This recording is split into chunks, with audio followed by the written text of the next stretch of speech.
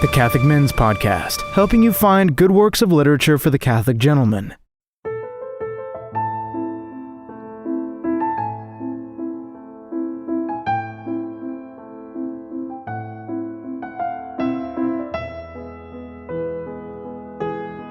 Alfred Hitchcock's solve-them-yourself mysteries.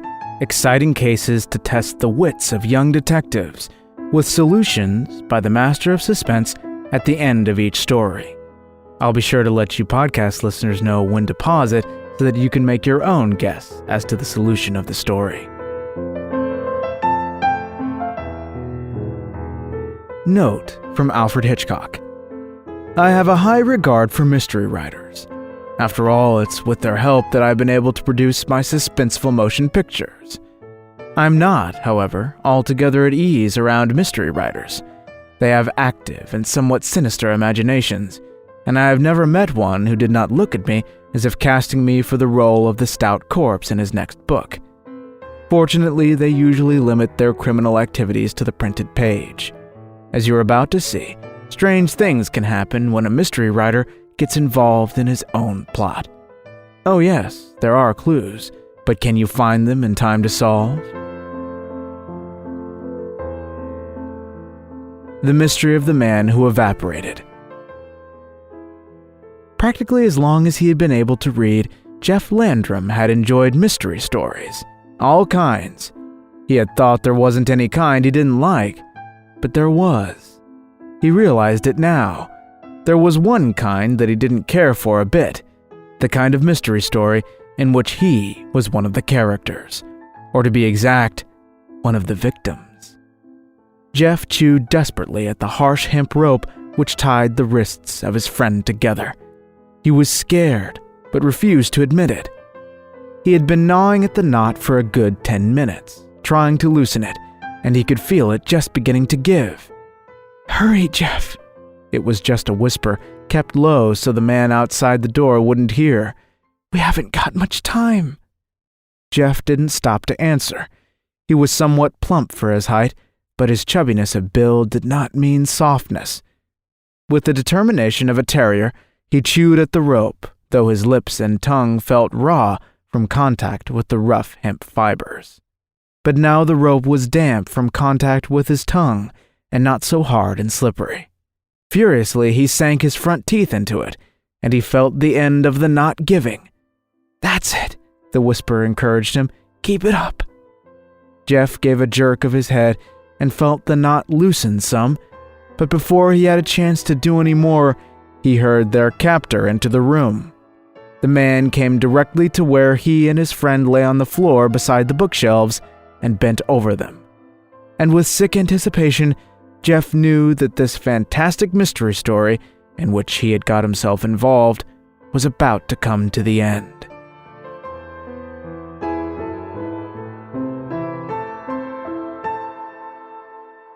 It had all started in the most natural place in the world for a mystery story to begin, at a meeting of the Mystery Writers of America, Incorporated.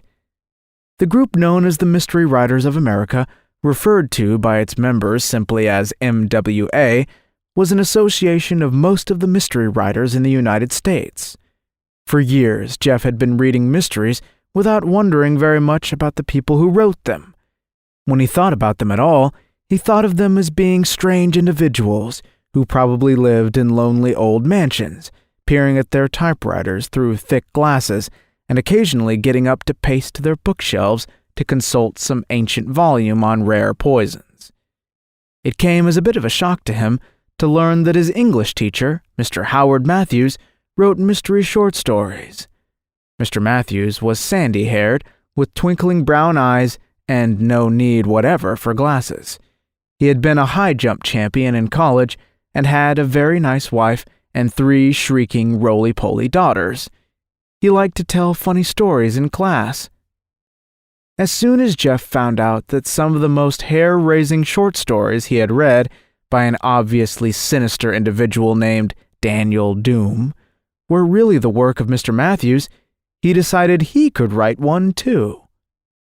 He promptly set to work and found it was much harder than he had thought, but he kept at it, and in a month had finished something that read quite a bit like a story, even though he realized it fell far short of the real thing. He submitted it in English class, and the final result was that Mr. Matthews invited Jeff to drive with him to New York City to attend a meeting of the MWA. Jeff went, keyed up with anticipation. He was somewhat surprised to find that a group of mystery writers looked just about like any other group of men and women. Some were short, some were tall, some were plump, and a couple of the men had beards. They all seemed pleasant and friendly, though anyone overhearing some of the conversations, in which they discussed novel ways of committing murder and disposing of victims, might have been excused for calling the police. On the other hand, Jeff was tremendously interested in seeing writers who had previously been just names to him suddenly become real people. Earl Stanley Gardner, the creator of the world-famous Perry Mason, turned out to be a stocky, energetic lawyer who told Jeff how, as a young man, he used his wits to establish the innocence of a Chinese client. In that way, he had won the respect of the whole Chinese community and gained much experience that he later used in his books. The equally famous Ellery Queen turned out to be two men who worked as a team. Jeff couldn't remember their real names, so he settled for thinking of one as Mr. Ellery and the other as Mr. Queen. However, the great Merlini, a tall, thin man, whose real name turned out to be something else, and who wrote books on magic, actually proved to be a magician himself. When Jeff shook his hand, he was momentarily startled to find himself grasping an unattached hand. The great Merlini gravely told him he had a very strong grip and asked for his hand back. Then he pulled out a handkerchief that changed into an egg, which, when cracked open, produced endless yards of colored ribbon. The exhibition was ended by an announcement that in the next room, an expert from the New York Police Department was starting a talk on identification of blood specimens. This sounded rather interesting, but Mr. Matthews took Jeff's arm and steered him toward the stairs that led down to an excellent French restaurant below, where they had eaten dinner. "I write suspense adventure stories, Jeff," Mr. Matthews said, "so I don't need to know anything as technical as blood identification. And I think you'll be more interested in meeting Harley Newcomb. He's downstairs having coffee." Harley Newcomb? Jeff had heard his father mention the name often. His father was a great fan of Newcomb's books. "He's the one who writes mysteries that take place inside locked rooms, isn't he?" Locked rooms, sealed rooms, or other places where it doesn't seem possible the crime could have been committed. He's really a brilliant writer, and the only thing he enjoys is writing. It's hard even to get him to come to these meetings and see his friends. Look at him, there at that table. Even now he's writing. Across the room, Jeff saw a small man with rather long snow-white hair sitting at a table against the wall, busily scribbling in a large notebook. "Why, that's the Mr. Newcomb who lives in that cottage on Pete Higgins's farm," Jeff exclaimed. "Right. He's practically a neighbor of ours in Laketown, but he keeps to himself because he doesn't want people to know he's the famous Harley Newcomb. He's afraid they'll interrupt his work." As they approached, Harley Newcomb looked up at them through old-fashioned gold-rimmed spectacles. "Oh, hello, Howard," he said. "Didn't I see you upstairs?" "Yes, Harley." Mr. Matthews introduced Jeff. "Still at it?" He indicated the notebook. "Oh, yes, the mystery writer exclaimed. "Sit down, both of you. It's time for me to stop. Bad habit, writing every place I go." He tapped the notebook and leaned toward them. "My 50th book," he said proudly. "What's more, it's going to be one of the most mysterious and puzzling I've ever written." "Is that so?" Mr. Matthews asked. "Considering the bafflers you've written, Harley, that's saying a lot." "Here's the situation." The little man leaned toward them, his eyes bright behind his glasses. "The hero, a man, is alone in his country cottage. It has solid stone walls and a concrete floor. There's no fireplace. The man telephones a friend and tells him he is experimenting with an old spell he has found in a rare book on magic. The spell is supposed to make someone disappear. Suddenly he shouts, 'Help! Help! I'm starting to shrink!' And the connection is broken." He chuckled and looked at Jeff. Then what do you suppose happens?" he asked. "I don't know, sir," Jeff said. "It sounds terrific, though, unless it's just a joke." "A joke?" Harley Newcomb's tone was reproachful. "My stories are never jokes. What happens is that the friend takes the police to the cottage. They find the door locked from the inside. Over all the windows are nailed heavy boards from the inside. When they chop down the door, they find that it too has heavy boards nailed all over it, all on the inside. The entire cottage has been sealed tight from inside so that not even a mouse could get out. There aren't even any trap doors or secret entrances, nothing like that. Yet the man has vanished, completely disappeared, evaporated into thin air from a room no one could get out of." "Gosh," Jeff said, a little awed. "Where do you get your ideas, Mr. Newcomb?" "Any place and every place," the writer told him, slipping the notebook into his pocket. "This one, as it happens, came out of a conversation with someone I know. That was, today is the 21st. That was on the 1st of this month, so I've been working on my book only 21 days. But I'll have it finished before the end of the month." He jumped up. "I've got to get back home," he said. "Just had a new idea, and I'll probably write all night. Come see me next month, Matthews, and bring your young friend." And the little white-haired mystery writer hurried away. "Guess we should start too, Jeff," the teacher remarked. "It's a 2-hour drive." As they drove back toward Laketown, Jeff mulled over the evening. It had really been tremendously interesting. "Mr. Matthews," he asked, "do you think I really might be able to write a story that could be published?" "Why, sure, Jeff," his teacher answered, "if you want to badly enough. Of course, you have to figure on spending several years or more in learning how, but some writers have gotten started quite young. You know the book Frankenstein, of course." "Yes, it's a terrific story." "It's not." "Well, it's hard to believe, but it was written by a young woman of 19. So you see, it can be done." Jeff tried to decide during the rest of the drive home whether he really wanted to write stories or whether he just actually liked to read them. It was a good thing for his peace of mind that he had no way of knowing that he was soon going to live one, a story more baffling and fantastic than any he had ever read. The week after his visit to the MWA meeting, Jeff didn't have much time for reading. In addition to his paper route and his homework, he was busy helping the Laketown Athletic Association gather donations for its annual rummage sale.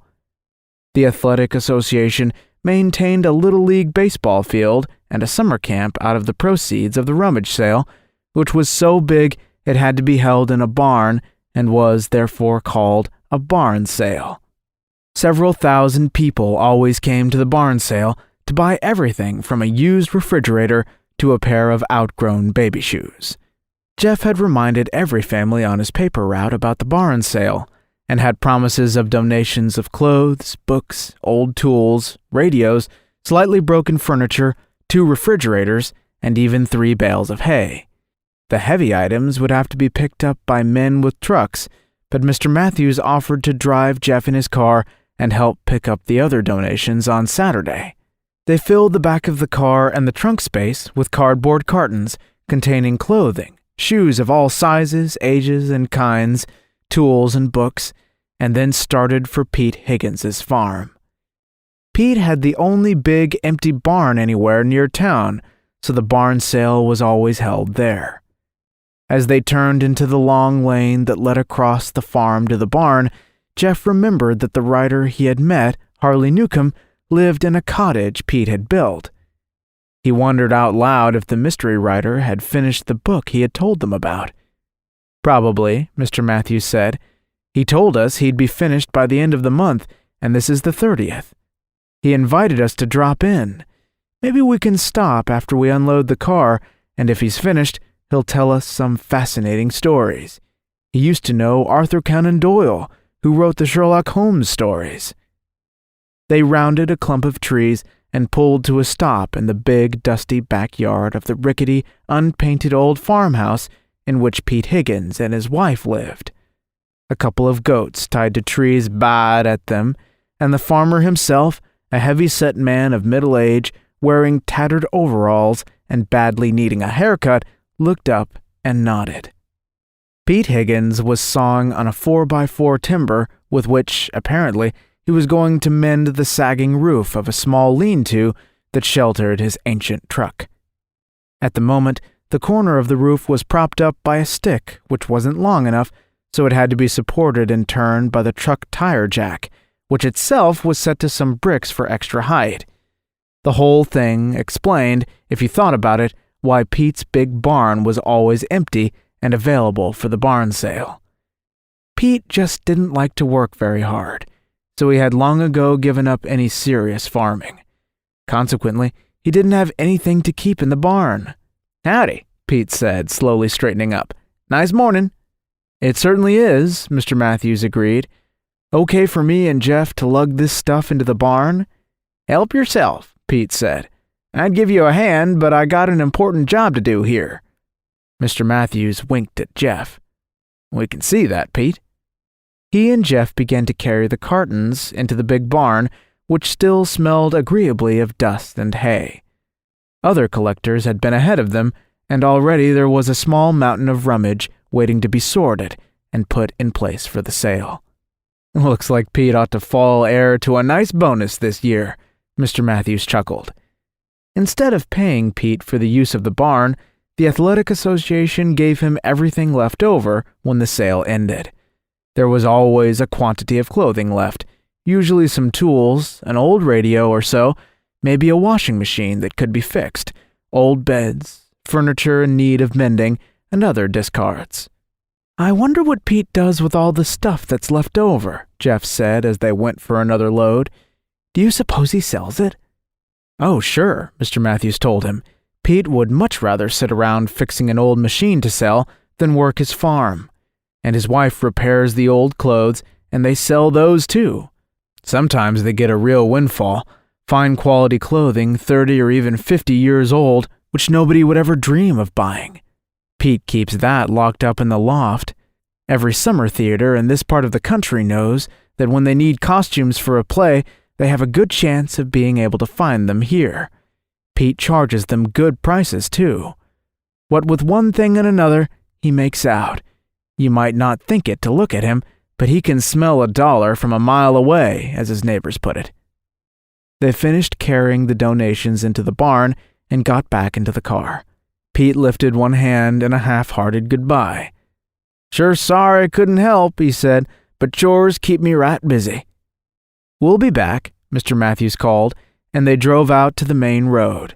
"Now," he told Jeff, "we'll just swing around Pete's woodlot and stop at the cottage to see Harley Newcomb." By road, the cottage was a quarter of a mile away. It sat by itself, well back from the highway, surrounded by trees, in a setting of wooded isolation that helped guarantee the mystery writer from being interrupted. "Mr. Matthews," Jeff said as they turned into the driveway, "look, his mailbox is practically full." So it is." As they got out of the car, the teacher looked back at the large rural mailbox, so full of newspapers and magazines it couldn't even close. "He hasn't taken in the milk either," Jeff remarked, and Mr. Matthews, staring at the tin receptacle for milk bottles, which now held 3 bottles of milk, frowned. "He must be away," he said, "but we'll knock anyway." He led the way along a gravel path to the front door of the small cottage, which was solidly built of field stones. There was a large knocker on the front door, and Mr. Matthews banged it loudly. There was no answer. He knocked again. "Take a look in the window, Jeff," he said.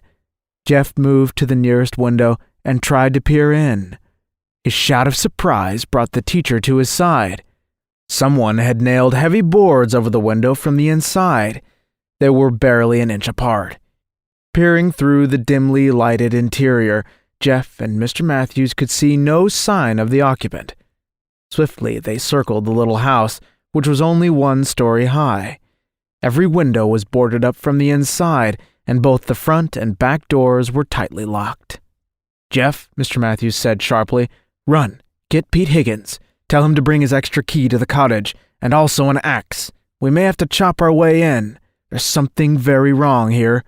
Jeff was on his way before Mr. Matthews finished speaking. He raced past the garage, a rickety wooden structure which Pete had apparently started to build but never finished. Mr. Newcomb's car stood in it, so obviously Mr. Newcomb hadn't driven away anywhere.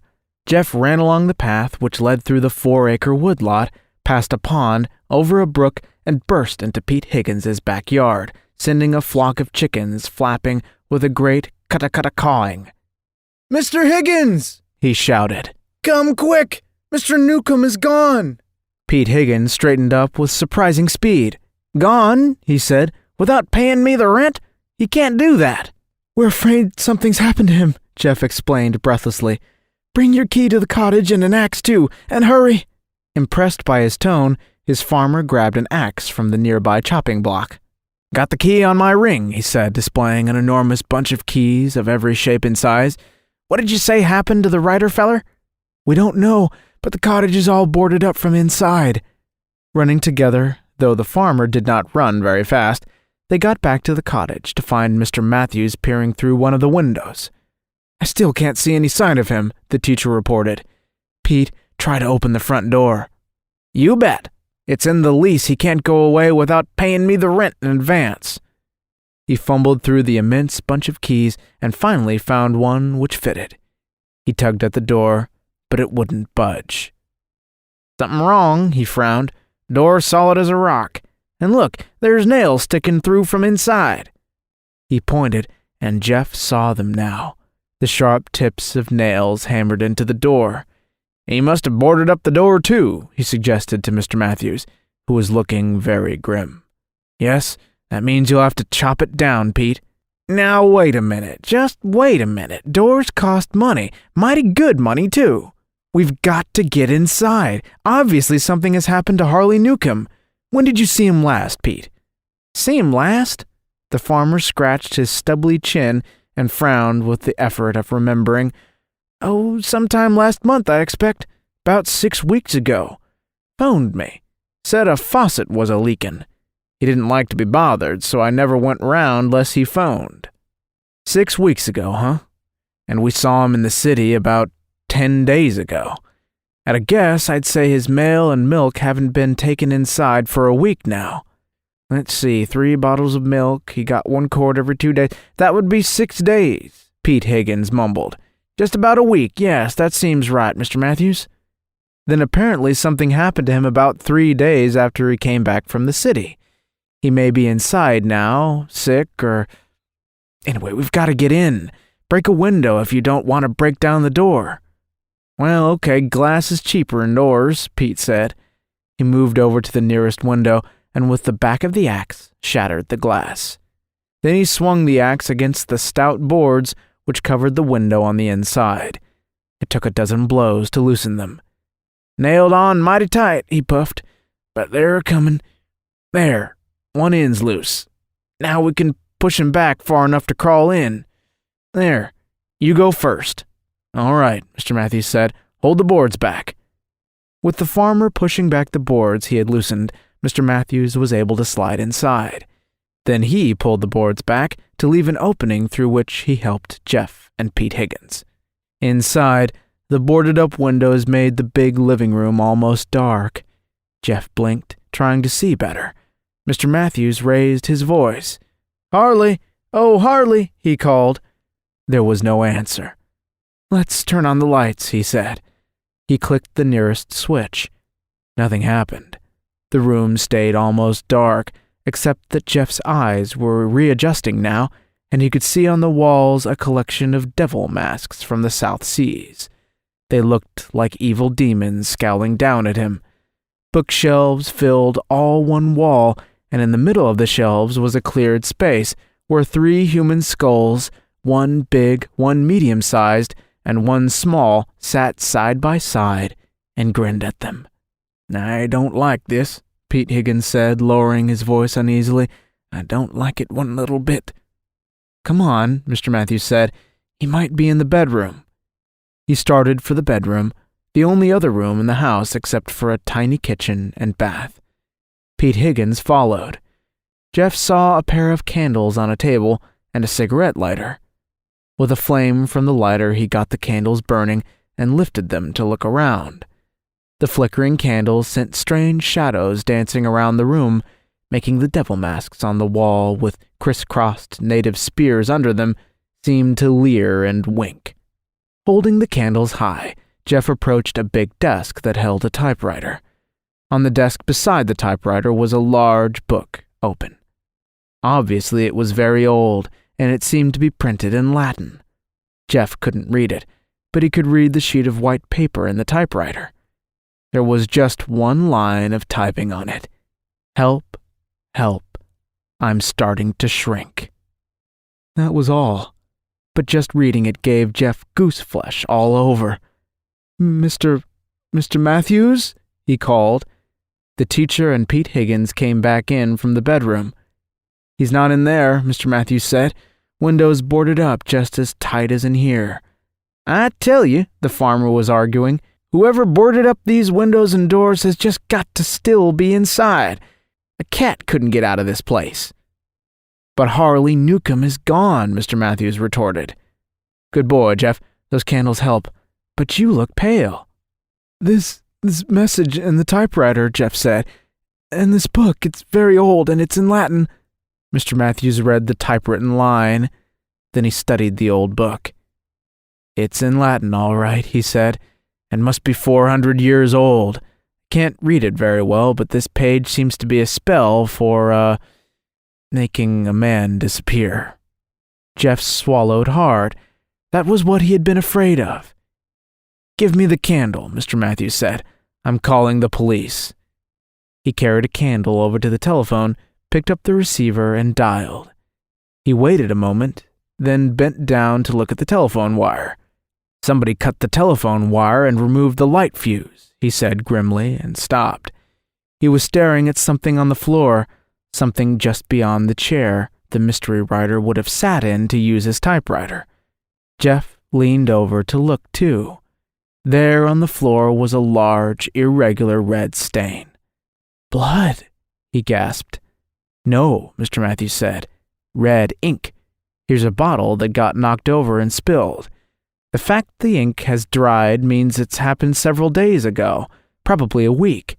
But look, here's a footprint, as if Harley jumped up from the chair, stepped into the ink, and started running. And here's another footprint. It was Pete Higgins who had grabbed the other candle from Jeff and was bending close to the floor a few feet away.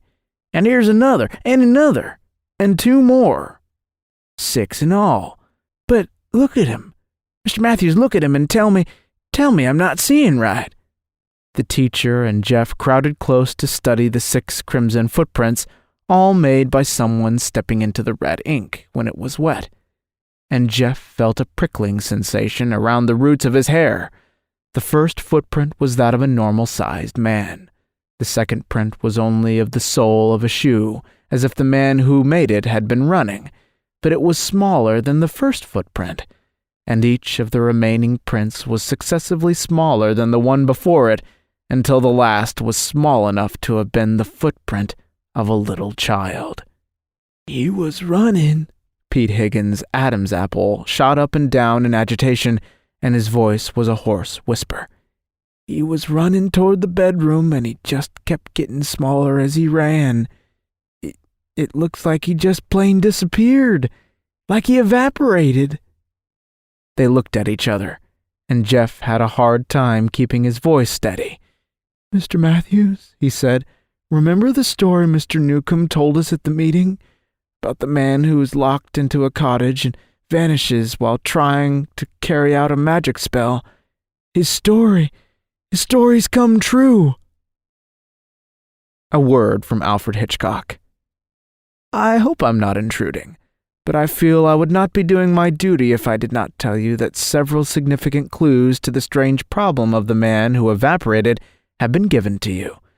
However, they are of a subtle nature, and if you cannot imagine how a man could vanish from a cottage tightly sealed on the inside, or how an ancient magical spell could make him shrink into nothingness, cheer up.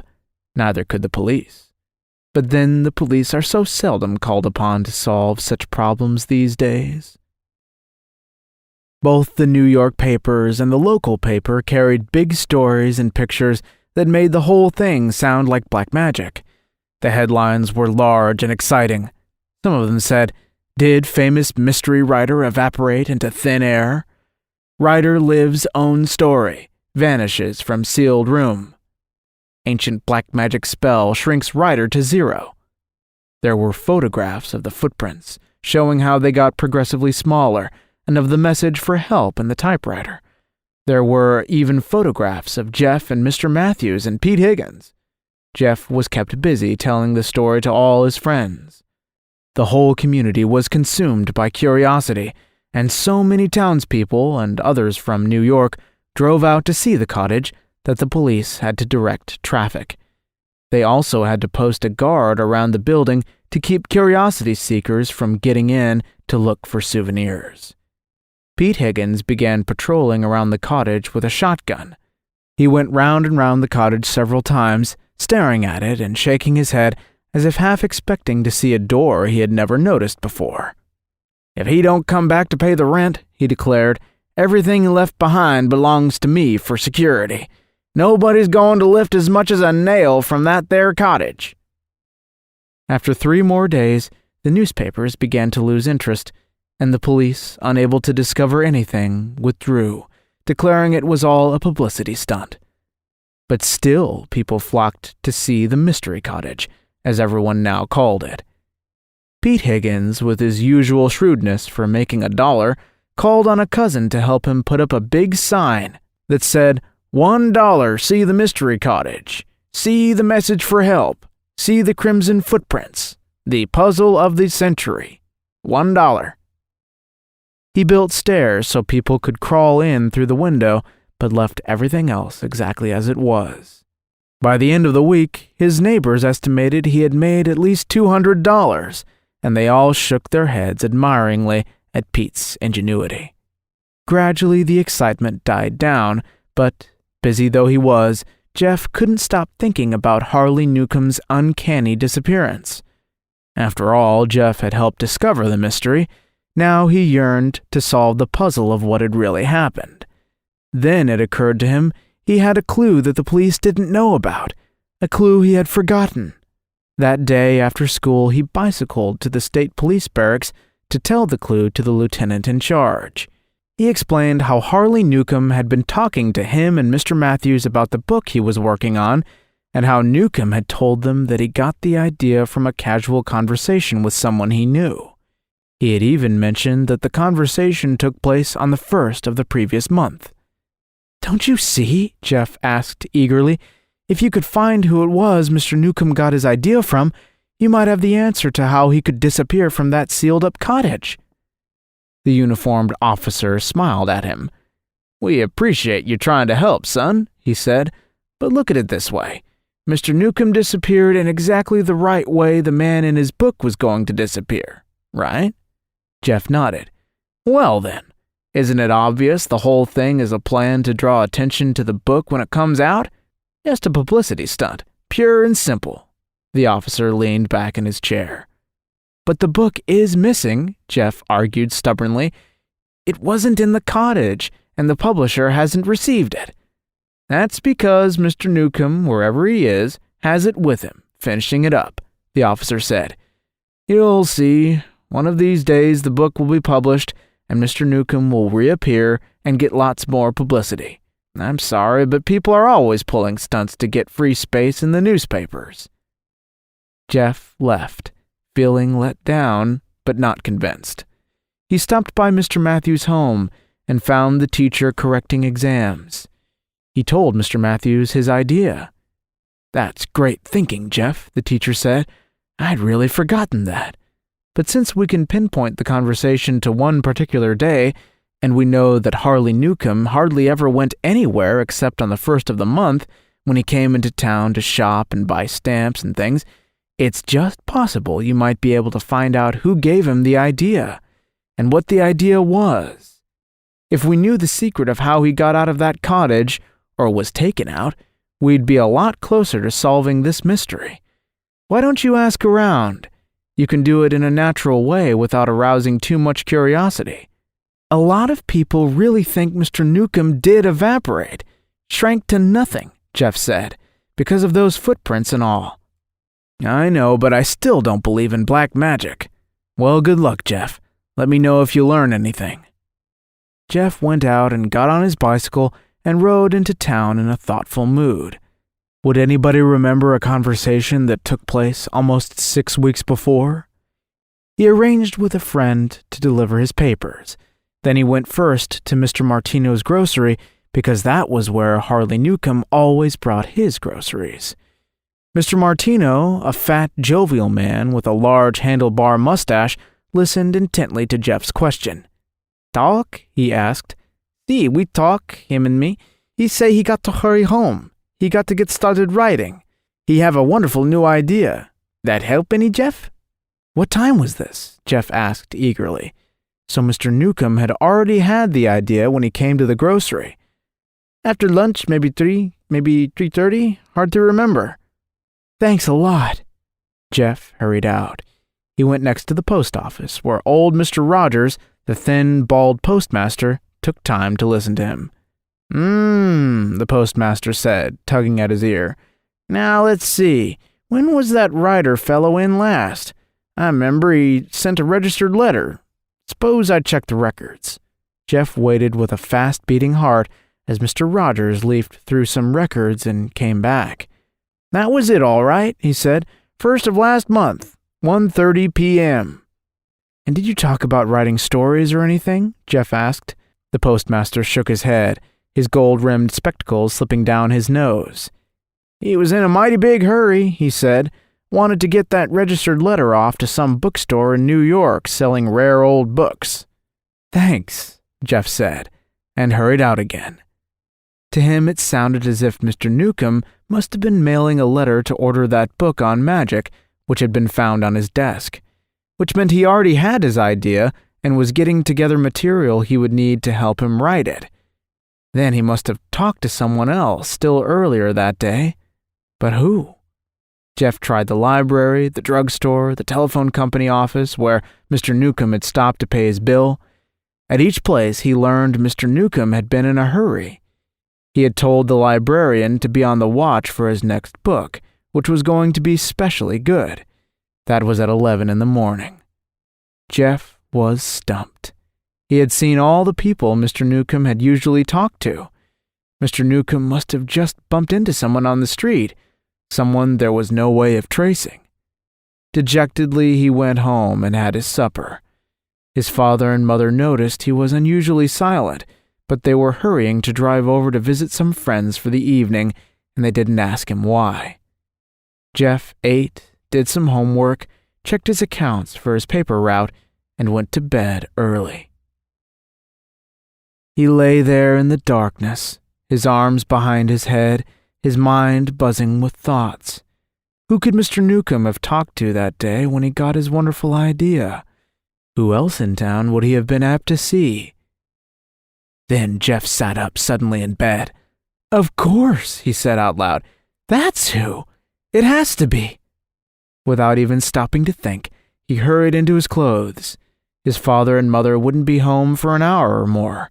He tore a sheet of paper from a notebook and scrawled on it, "I had to go out, but I'll be home soon. Don't worry. Love, Jeff." He put it on his bed and went out, closing the door, not stopping to think that when they came home, they would see his door shut, assume he was asleep, and not look in. All right, listeners, now's the time to pause the podcast and surmise who it was you think Mr. Newcomb got the idea from. He got his bicycle off the porch, turned on the headlight, and wheeled it down the steps.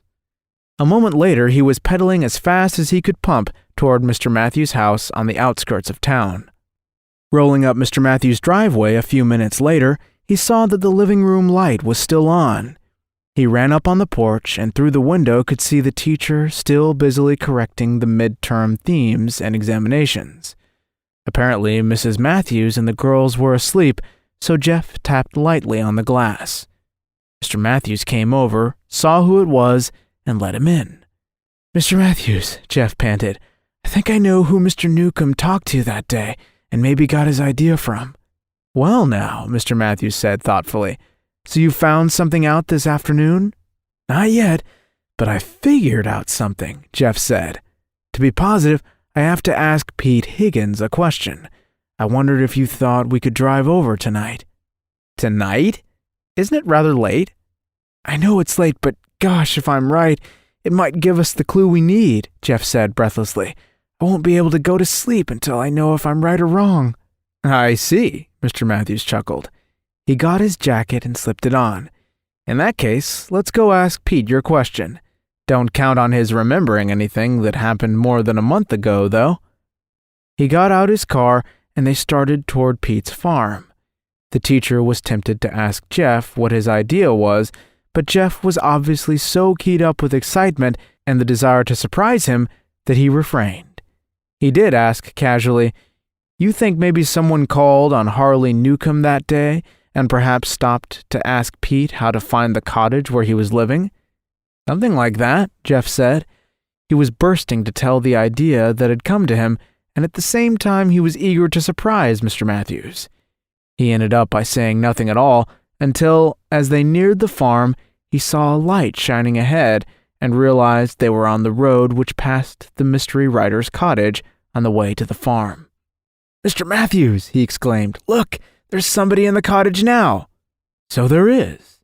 The teacher turned in the driveway. "It's probably Pete. I understand he's fixing it up to make it a regular exhibit and charge admission all summer. He expects it to make a lot of money." They stopped and got out. Jeff was hardly able to restrain his impatience. Through the window, they could see Pete Higgins, still in his tattered overalls, moving around in the room. "Hello, Pete," Mr. Matthews called. "Can we come in?" The farmer came to the window and looked out, blinking. $1 each admission, he said. "Men, women, or Oh, it's you and Jeff, Mr. Matthews. I reckon," he finished grudgingly, "you can come in 'thout paying admission." "Thanks." The teacher crawled through the window and Jeff followed him. "Doing pretty well here with sightseers, I understand, Pete." "Not bad," the farmer allowed. "Keeps a man hopping, though, making sure nobody steals nothing." Jeff looked around curiously. The interior was pretty much as it had been the day they discovered the strange mystery, but Pete had placed protective glass over the crimson footprints and put fancy ropes along the bookcases and beside the prints to keep anybody from getting too close. And he had moved the 3 human skulls that had been on the bookshelf. One now stood right beside the typewriter. One sat on top of Mr. Newcomb's big, unabridged dictionary. One remained on the shelf. He had also apparently added a couple of extra ugly devil masks to the ones on the wall. "Just fixing things up a bit," Pete said, as they looked around. "Make him more interesting, you know, so folks'll feel they got their dollar's worth." "What'll you do if Mr. Newcomb comes back?" Mr. Matthews asked. "Oh, he won't come back," the farmer said confidently. "I mean, it stands to reason. If he was a-comin' back, he'd be back by now. I tell you, that magical spell went wrong, and he just plain evaporated." "I hope not," Jeff's teacher said, "but Jeff has a question for you. Go on, Jeff. Ask Pete whatever it is you wanted to know." For a moment, Jeff hesitated. Suddenly, he had a strange feeling that he was doing something very foolish, trying to discover the key to the mystery all by himself, but the words were on the tip of his tongue, and they came out in a rush. "Mr. Higgins, you talked to Mr. Newcomb the 1st of last month, didn't you?" he asked. And the teacher beside him suddenly snapped his fingers. "Of course you did, Pete. I know you said you hadn't seen him for several weeks, but you must have talked to him that day. You're his landlord, and I'm sure you wouldn't miss calling on him on the 1st of the month to collect the rent." "And while you were talking to him, you gave him an idea," Jeff burst out. "You gave him an idea for a new book. You're the only one who could have, because by the time he got into town, he was already planning how he'd write it." Pete Higgins's wind-reddened face turned dark and angry. His eyes glared, and his lips tightened. "Yes, by cracky, I did," he rumbled. "Come over here that morning, I did, to get the rent check. Newcomb, he was a-pacing up and down like a cat on hot bricks. Said he had a book to write and couldn't think of a plot. Said he needed a real smart way to get out of a room all locked up, Said he'd give $500 for a good idea, he did." As he spoke, the farmer's face grew more and more flushed, and his eyes glared even more angrily. His big hands opened and closed. Jeff had heard that Pete had a temper, and this was the first time he had ever witnessed it. Pete seemed to be working himself up into a fury. "And you gave him an idea, Pete?" Mr. Matthews spoke, as if trying to calm him down. "You bet your boots I did," said Pete. "I gave him a humdinger of an idea, a real humdinger. And he said he'd think about it, that probably it had been used before. So I figured he ought to know, and I left. But then, along toward the end of the month, I dropped in to ask if he'd been thinking about it, and he was busy typing. I saw a couple of the pages, and he was using my idea, lock, stock, and barrel. I asked him for the $500 he'd promised, and he said the idea wasn't worth it. He offered me $50. "Well, what did you do, Pete?" Mr. Matthews asked very quietly, while Jeff watched with rising anxiety as the other man got more and more worked up. "I told him to give me $500 or else," Pete said vindictively. "And he said that was ridiculous. So I showed him how ridiculous it was." "How?" the teacher asked, trying to distract the farmer. "I'll show you how," Pete Higgins bellowed.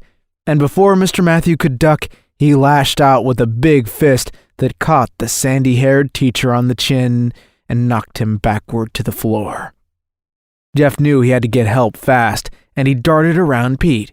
He almost made it to the window, but Pete reached out and caught him by the belt, hurling him to the floor. That was the last thing Jeff knew for several minutes. A note from Alfred Hitchcock. I'm rather proud of Jeff for realizing at last that the one person you're apt to see on the first of the month is your landlord. I wonder if any of you, noticing how eager Pete was for money, realized that he'd never let the first go by without collecting the rent. If you did, you're probably way ahead of us now and know the entire secret of the sealed cottage, the man who evaporated, and the crimson footprints. You've had a number of good clues. Still, you could be wrong. One thing is plain, though. Jeff made a bad mistake in not telling Mr. Matthews what he had in mind. I have an uneasy feeling that Pete Higgins may have some rather drastic plans in mind for Jeff and Mr. Matthews. Why not turn the page and find out?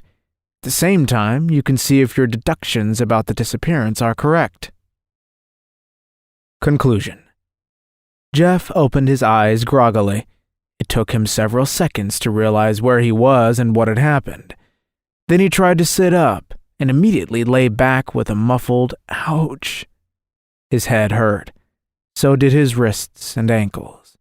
Of course, he had bumped his head, but his wrists hurt because they were tied behind him. His ankles were also tied with a coarse quarter-inch hemp rope. He was lying on the floor on his side near the bookshelves, and beside him was Mr. Matthews. "Jeff, you all right?" the teacher asked anxiously. "I guess so," Jeff said. "Did Pete Higgins tie us up?" "Like a couple of chickens for market." The teacher's tone was grim. "Tied us up and left us here and went off, saying he'd be back." "What do you think he intends to do?" Jeff tried to sound brave, but he didn't feel that way in the least. "I'd rather not guess. If he were a reasonable man, I could talk to him. But he's not reasonable. You saw what a fury he got into when he told how Newcomb refused to pay him the money he'd promised." "Yes," Jeff said. "I'll try to talk to him, but he doesn't sound like a man who'll listen now. Jeff, I've been trying to loosen the knot around my wrists.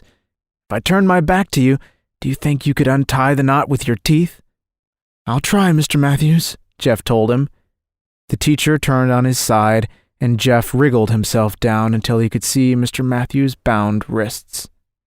Pete had tied a tight knot, and Jeff was doubtful if the scheme could work, but he wasted no time. He caught the top strand of the rope between his front teeth and began to tug at it, worrying at it like a puppy with a slipper. All that happened was that his teeth slipped, and the rough rope hurt his lips. Doggedly, he tried again. This time he got a better hold on the rope. He was desperately trying to loosen it when they heard heavy footsteps outside. Pete Higgins was back, but he did not come inside. They could hear the crunch of the wheel on the gravel. They heard him stop. Then they heard a metal sound followed by a wooden thumping noise. Then, after a moment, came a strange new sound, the click-click of a truck tire jack being levered slowly up. "What do you think he's doing?" Jeff whispered. They were facing the wall and could not see toward the open window. "I don't know, but keep working on that knot, Jeff. Maybe he'll give us enough time." Frantically, Jeff worked at the knot with his teeth. Outside, they could hear the slow, steady click-click of the jack, and then a new, strange sound, a creaking of timbers that accompanied each click. Jeff could not guess what it was. He chewed desperately at the rope which tied Mr. Matthews' hands. 5 minutes passed, then 10, and at last he could feel the knot beginning to give slightly. "Hurry, Jeff," the teacher whispered. "We haven't much time."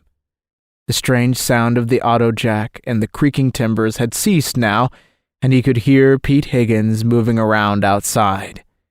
Jeff's lips and tongue were raw from contact with the rope. But by now it was damp and not so hard and slippery.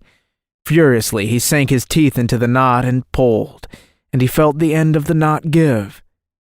"That's it," the whisper encouraged him. "Keep it up." Jeff gave a last tug and felt the knot loosen. But at that same moment, Pete Higgins lowered himself heavily into the cottage through the window and tramped across the room toward them. Swiftly, Mr. Matthews rolled over on his back to hide the fact that his hands were partly loose, and Jeff did the same. The farmer bent over them, looking grim. "All right, you two," he rumbled. "I guess I'm ready to take care of you." Jeff heard the words, but their meaning didn't sink in because his gaze was fastened to the corner of the cottage where the roof rested on the stone walls. It was a beamed ceiling with the rafters exposed, and to Jeff's astonishment, the whole roof at that corner had been raised about 12 inches. A distinct gap showed between the roof and the stout stone wall of the cottage. Mr. Matthews saw it too, and he spoke swiftly, trying to distract Pete's attention. "So that's the answer," he exclaimed. "Pete, that's really very clever. Instead of any secret exits, you just lifted the roof enough so that a man could squeeze through and get out after boarding up all the windows and doors from inside. Then you lowered the roof again, and everything looked normal. We should have figured that, though a roof looks as if it were solidly attached to a house, it really sits on top of the house and isn't always fastened down as tightly as it should be." For a moment his ruse worked. Pete Higgins chuckled. "That's right," he said. "My hired hand Joe did all the mason work on this here cottage. He was a good worker. Me, I did the carpentering, and I ran out of nails when I got to that end of the roof. It was too much trouble to go to town to get me some more, so that end weren't really fastened. I figured a truck jack under a 4x4 beam would lever the end up real easy, and I was right. That was the idea I gave Mr. Newcomb that he said wasn't any good." His face turned black with anger again. "But I showed him how good it was," he said. "I did it and fooled the police and everybody, didn't I? Nobody ever came close to stumbling on it." "You certainly did," Mr. Matthews said. "You really fooled us. But tell me, those fingerprints that got smaller, how on earth did you manage that?" "Easiest thing in the world. I got all kinds of shoes, all sizes, left over from old barn sales. I got me different sizes of baby shoes, plus one of Mr. Newcomb's, and just wet 'em in the ink and pressed 'em down for the footprints. Then I typed that message on the typewriter. And those newspapers, how they wrote up them stories about the man who evaporated." He guffawed. "Most fun I've had all my life, watching everybody come and go, trying to figure it out." "When you explain it, it all sounds very simple," Mr. Matthews admitted. "But, what did you do to Harley Newcomb?" "Oh, he's still up in my barn loft. I keep it there locked because I got all the old costumes up there," Pete told him. His book's there with him that he stole from my idea. I was waiting to see if anybody would guess it was me who boarded up his cottage from inside and then climbed out through the space under the roof, then let the roof down again. But nobody did. So now I can go ahead with my plans." His voice had suddenly turned so cold and ominous that Jeff shivered right down to the core. "Now listen, Pete," Mr. Matthews said. "You haven't really hurt Mr. Newcomb or us. Just let us go and release him, and it won't be too bad for you." "Let you go?" Pete Higgins looked astounded. "When you know the whole secret and would tell and spoil everything? Do I look crazy or something?" "Now, Pete, you'd better think twice before—" "I don't have to do any thinking," the other man roared. "At first, I only figured to hide Mr. Newcomb long enough to show him how good my idea really worked and teach him not to try to cheat folks.